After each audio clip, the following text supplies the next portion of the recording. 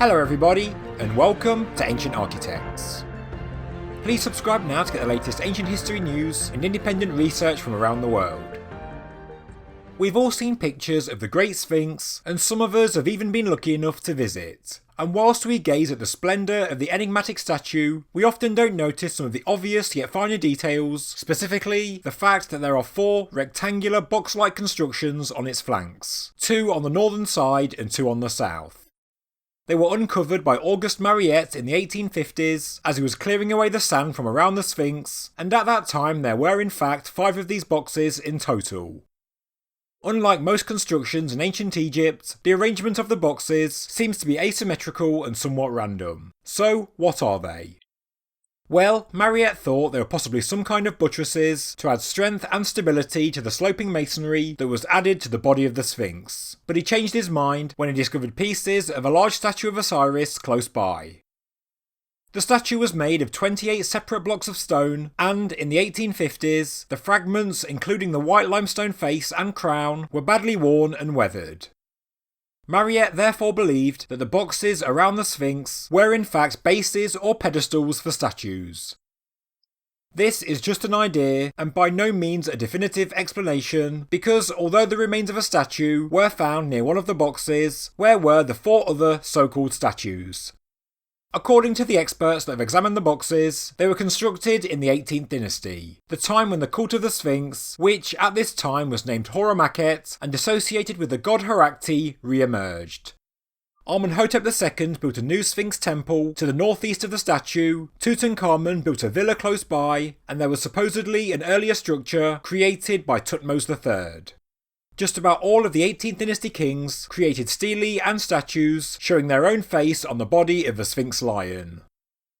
In a 1991 dissertation by Dr. Mark Lehner, he notes how the boxes butt up against the Phase 1 construction work on the Sphinx, which some believe is Old Kingdom in origin, but the official interpretation is that it was done by Thutmose IV, the man responsible for the famous dream stela between the paws of the Sphinx.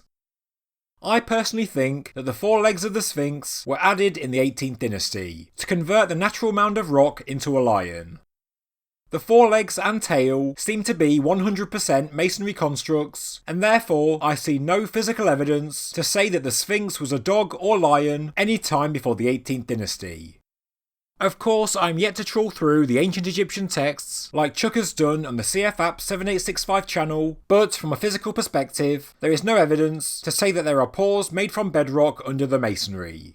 But anyway, I've covered that in other videos, and the purpose of this video are the masonry boxes. And here we see a reconstruction by Mark Lehner showing how one of the statues may have looked on the southern side of the Sphinx. But is this really their purpose? Are these really just bases for statues?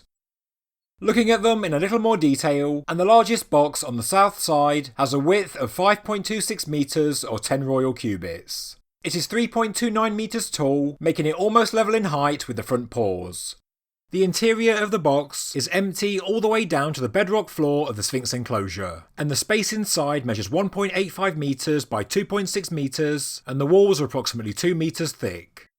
The smaller box on the south side is made up of 4 courses of stone and is 1.9 metres in width, but regarding this box there isn't really a great deal more to add.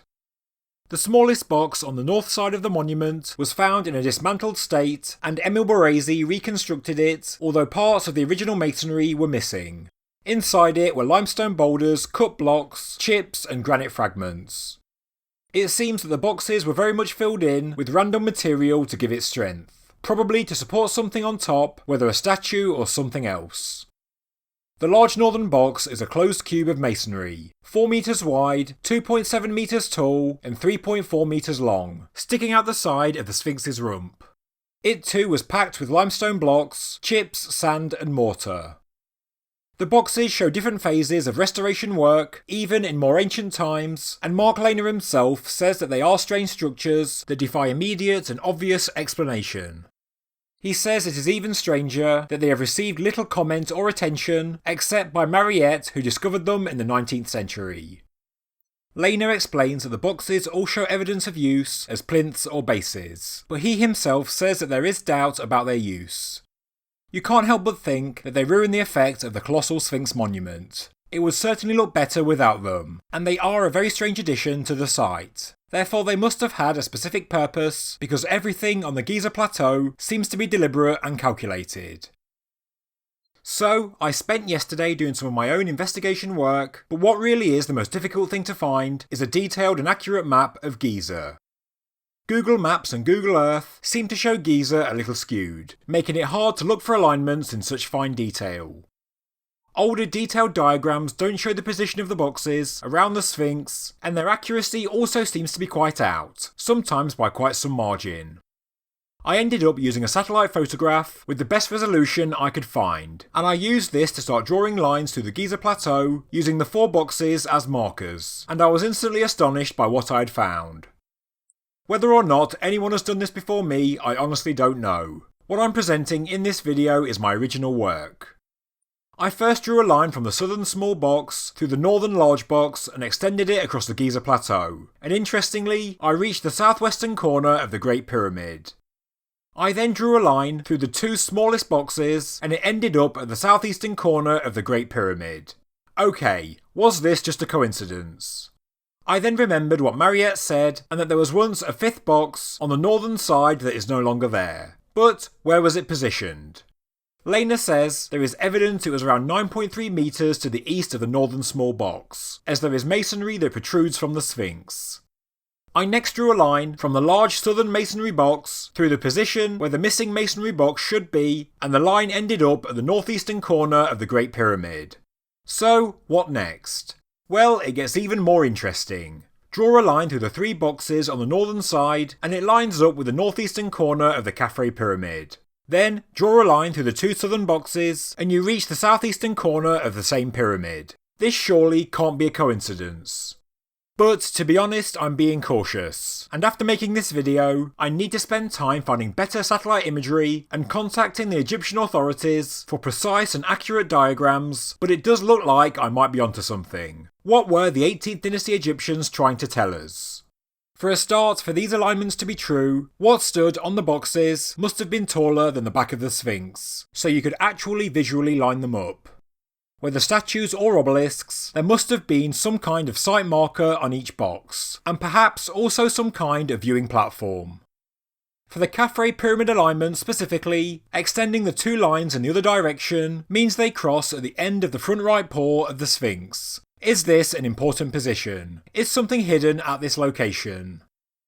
Furthermore, the 2 southernmost boxes that line up with the southeastern corner of the Khafre pyramid also marks the position of sunset on the equinoxes.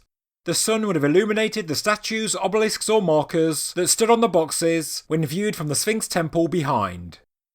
So, what I'm presenting are really just initial observations, and my work on this will of course continue, and I'm sure that there is far more to discover.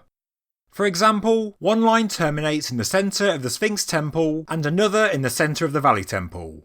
And, just as I'm writing this, I've noticed that if you draw a line through the centre axis of the Sphinx temple built by Amenhotep II, it lines up with the southern large box and then terminates at the Pyramid of Kenkaway.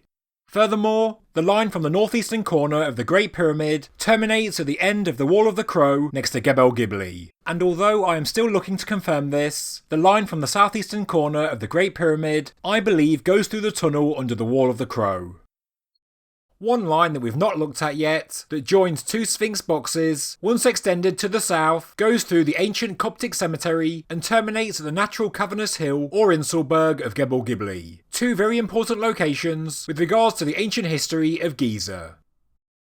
Andrew Collins and David Allen Ritchie have both pointed out the significance of the cemetery and Gebel Gibli, and they are associated with the supposed entrance into the realm of Sokar, the ancient underworld of Rostau.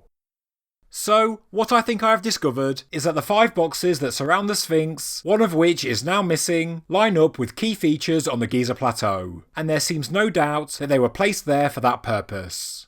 The question we need to ask now is why. To me, it is surely some kind of puzzle, clues left by the 18th dynasty Egyptians regarding the sacred geometry of the Giza Plateau, and, as we've long thought, the Sphinx is the centrepiece of this master plan. The 18th dynasty pharaohs were obsessed with the Sphinx and Giza, and it is their work that may finally help us unravel this mystery. As I mentioned at the start of this video, finding a good quality and accurate map of the Giza Plateau is incredibly difficult. The masonry boxes around the Sphinx are small and they rarely appear on large-scale maps of the plateau. Furthermore, they are largely disregarded as a mere anomaly when in fact they could be the key to unravelling the entire mystery. Thank you very much for watching this episode of Ancient Architects. If you enjoyed the video, please subscribe to the channel, please like the video, and please leave a comment below. Thank you very much.